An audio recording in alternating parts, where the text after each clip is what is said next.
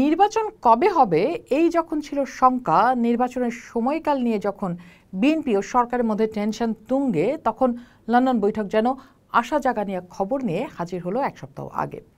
Doctor Yunus ও তারেক জিয়ার সেই বৈঠকে জানা গেল বিএনপি ডিসেম্বরে নির্বাচনের কঠোর অবস্থান থেকে অনেকটাই সরে এসেছে, তবে তারা রমজানের আগে নির্বাচন চায়। সেই অর্থে ফেব্রুয়ারিতে হতে পারে নির্বাচনের সম্ভাব্য সময়।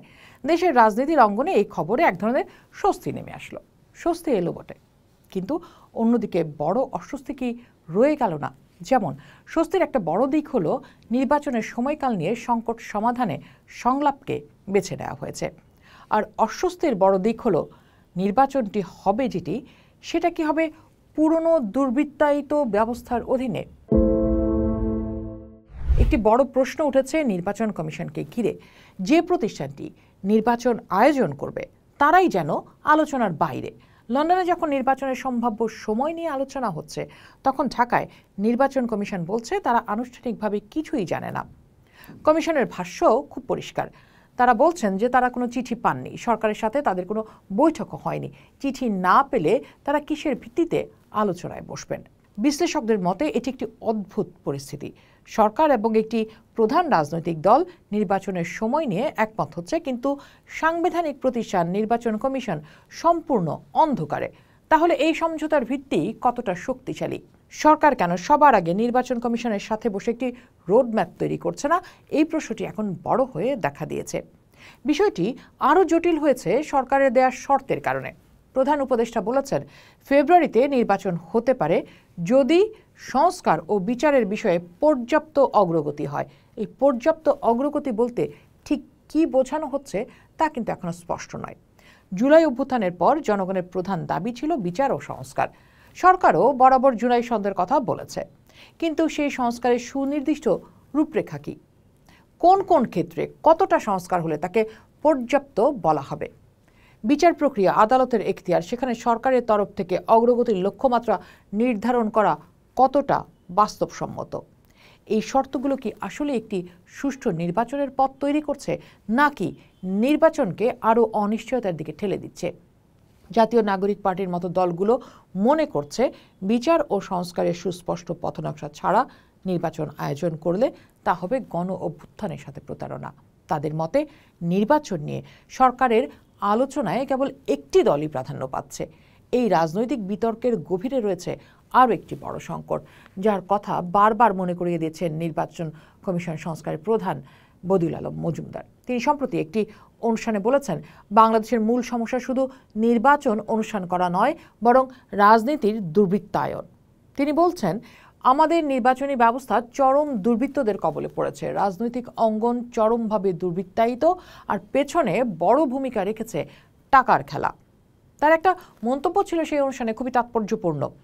তারা যখন কাজ করছিলেন নির্বাচন কমিশন সংস্কার নিয়ে, তখন তৃণমূলের সাধারণ কয়েকজন মানুষ সংসদ ভবন দেখতে এসে বলেছিলেন, এত সুন্দর একটা বিল্ডিং, কিন্তু এত কুৎসিত কিছু লোক সেখানে বাস করে।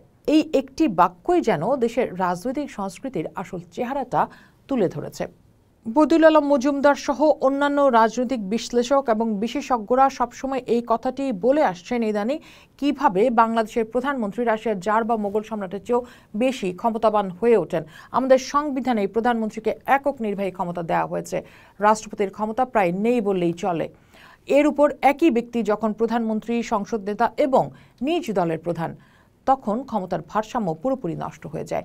নির্বাহী বিভাগ, আইনসভা এবং এমনকি নিজ দলের উপরও এক ব্যক্তির নিরঙ্কুশ নিয়ন্ত্রণ প্রতিষ্ঠিত হয়। আমরা দেখি ভারত বা অন্য গণতান্ত্রিক দেশে প্রধানমন্ত্রী ও দলীয় প্রধান সাধারণত ভিন্ন ব্যক্তি হন, যা ক্ষমতার অপব্যবহার রোধে সাহায্য করে।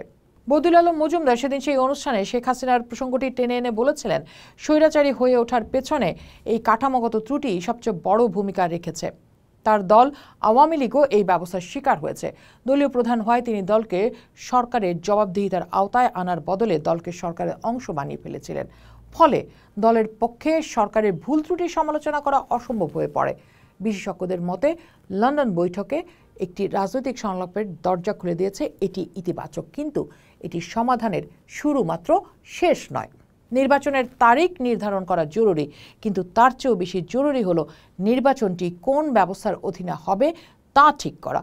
যদি সেই পুরনো কাঠামোর মধ্যেই নির্বাচন হয়, যেখানে টাকার খেলা চলে, যেখানে একজন ব্যক্তি সর্বময় ক্ষমতার অধিকারী হন, তাহলে সেই নির্বাচন আরেকটি স্বৈরাচারের জন্ম দেওয়ার ঝুঁকি তৈরি করে। বিশেষজ্ঞরা বলছেন, এখন মূল প্রশ্ন শুধু কবে নির্বাচন নয়, মূল প্রশ্ন হলো ক্ষমতার ভারসাম্য আনতে কি সাংবিধানিক সংস্কার হবে, প্রধানমন্ত্রীর একক ক্ষমতাকে কমানো হবে, রাজনীতিকে দুর্বৃত্তমুক্ত করতে এবং টাকার খেলা বন্ধ করতে কি কার্যকর কোনো পদক্ষেপ নেওয়া হবে। নির্বাচন কমিশনকে সম্পূর্ণ স্বাধীন ও শক্তিশালী করতে সরকার কি সত্যিকারের উদ্যোগ নেবে? এই প্রশ্নগুলোর মীমাংসার প্রতিশ্রুতি ছাড়া এর সমাধান হবে? দেশের মানুষ একটি তারিখের দিকে তাকিয়ে নেই, তার একটি সত্যিকারের পরিবর্তনের দিকে তাকিয়ে আছে, যে পরিবর্তন নিশ্চিত করবে সুন্দর ভবনে আর কোনো কুৎসিত লোকের শাসন ফিরবে না, নতুবা এই আলোচনা, সমঝোতা আর সব প্রচেষ্টা ব্যর্থ হতে বাধ্য।